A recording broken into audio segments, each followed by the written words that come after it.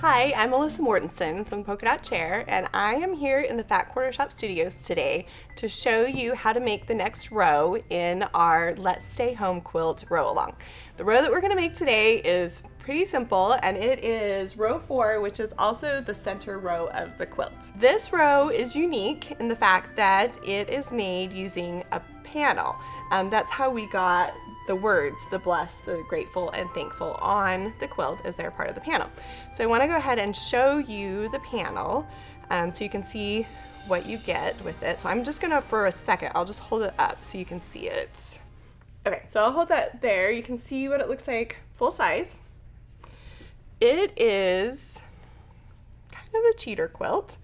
When I designed it, I had the idea that if you wanted to make a cheater quilt, you could. If you were to take the panel and cut off the extra and fold it along the dotted lines and stitch along the lines, these are 1/4 inch apart, just stitch along the lines and you're done, and you have a cheater quilt. Like, super simple, but you'll still have seam allowances. The part of the panel is designed to go with the quilt, and since the inspiration behind the Fox Farm line was home and kind of cottage, it has gold metallic and things that would be fun for like throw pillows on a couch. So there's Home Sweet Home, Choose Happy, there's one that says Good Morning, and then if we scroll up to the next, we've got Welcome, Live Simply, Count Your Blessings. So there are 9 cheater quilt blocks and then some words, and then we've got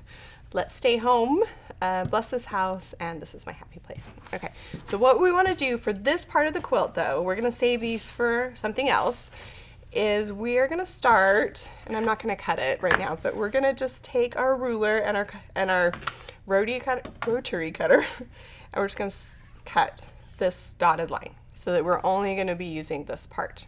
If you want to make the cheater quilt, there's like exact instructions, and then also if you want to make like a little pillow, then you can show how to do that too. Okay, I've already cut one of my pieces off,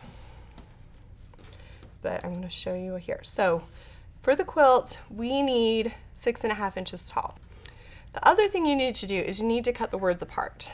What you want to do is just use your ruler, and you can see where the L ends and where the T starts. I'm going to get that squared up and get this 1/4 inch mark right on the very edge of that L.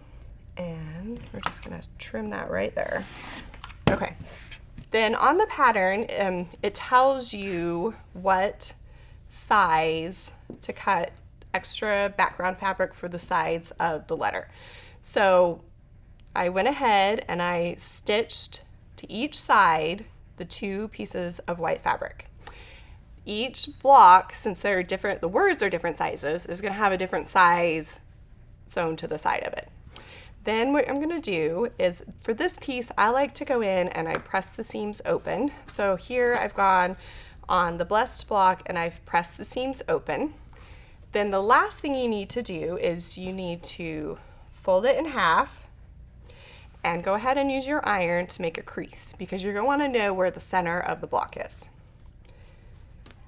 Okay, so if I did everything correctly and I stitched all my seam allowances perfectly and everything, this should be 12.5 inches wide. So I'm going to go ahead and put this on my mat here, put that on the center, and then I'm just going to make sure this is laying flat and make sure that I have 6.25 inches on each side of that center line, because 6.25 plus 6.25 is 12.5. I'm not being like super careful with it now, but you're gonna want to be like really careful with what you're home. Make sure that's right. If it's wider, which it probably will be a little wider because I gave you a little bit of extra like wiggle room with these side pieces, go ahead and trim it so that's 12.5 inches by 6.5 inches. And so once you've got those pieces all sewn, so all 3 of them are going to get side sewn on them, and they're all 3 going to get trimmed to 12.5 by 6.5. You're going to go ahead and set those aside. And then the last thing you need to do for this row is you need to go ahead and you need to create 4 Ohio Star blocks. And these blocks frame out the words on the side. So we're just going to go ahead and you're going to create Ohio Star blocks And it's the same method that we use for the Ohio Star block video. So if you want to go ahead and refer back to that and to go ahead and make your Ohio Star blocks. So that after you're done with that, it's really simple. You're ready to start assembling your quilt.